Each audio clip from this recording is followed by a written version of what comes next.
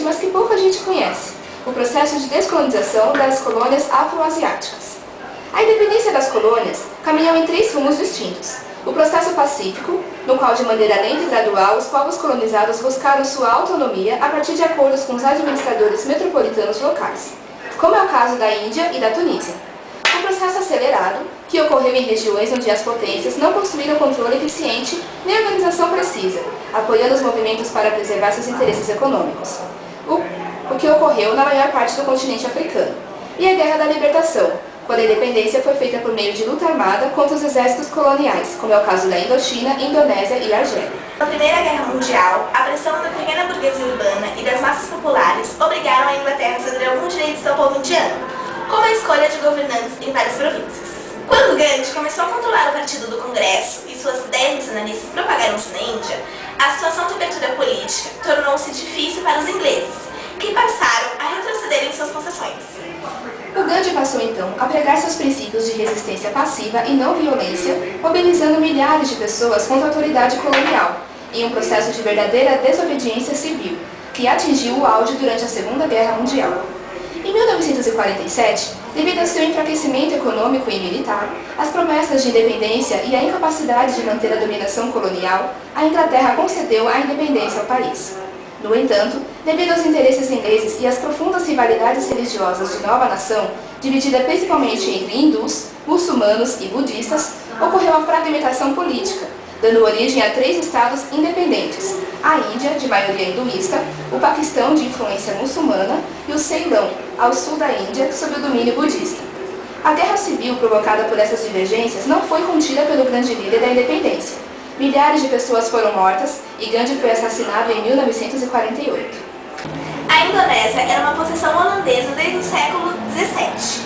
Durante a Segunda Guerra Mundial, com a dominação das ilhas pelos japoneses, deu-se uma forte resistência da população, movimento que se prolongou até 1945. Com o final da guerra na Europa e a rendição japonesa aos Estados Unidos, a Holanda tentou reconquistar sua antiga colônia. Entretanto, encontrou uma reação nacionalista que deflagrou em uma guerra. Em 1949, a Holanda reconheceu a independência da Indonésia. E em 1955, a jovem nação do Sudeste Asiático sediou a Conferência de Bandung, reunindo os países afroasiáticos independentes, que postulavam uma política de neutralidade frente às divergências dos blocos capitalistas e socialistas, bem como uma postura de não permitir a interferência das grandes potências em seus assuntos nacionais. Na Indochina, a reação contra a dominação francesa deu-se após a Primeira Guerra Mundial, quando vários setores da população se uniram contra a dominação colonial. Na Segunda Guerra, quando os japoneses ocuparam os territórios, foi organizada uma liga revolucionária conhecida como Viet Minh, liderada por Ho Chi Minh, que organizou o movimento nacionalista de resistência contra a invasão estrangeira. Em 1945, foi proclamada a República Democrática do Vietnã. Porém, a França voltou com a tentativa de recolonização, eclodindo uma guerra que durou até 1954, culminando com a derrota dos franceses na Batalha de Dien Bien Phu. No mesmo ano, pela Conferência de Genebra, a França retirava suas tropas e reconhecia a independência de Laos, Camboja e Vietnã, que ficou dividido em 2 partes: o Vietnã do Norte, sob o governo de Ho Chi Minh, e o Vietnã do Sul, sob o controle de Ngo Dinh Diem.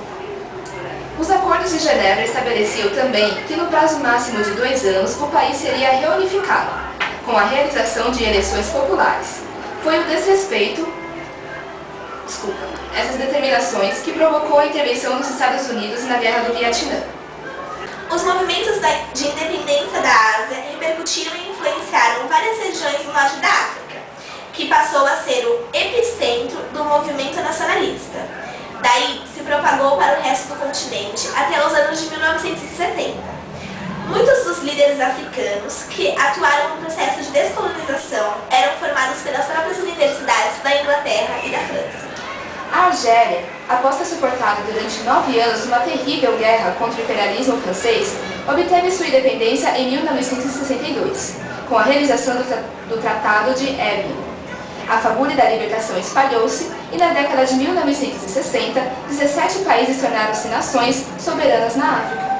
A seguir, temos uma entrevista em vídeo para sua melhor compreensão.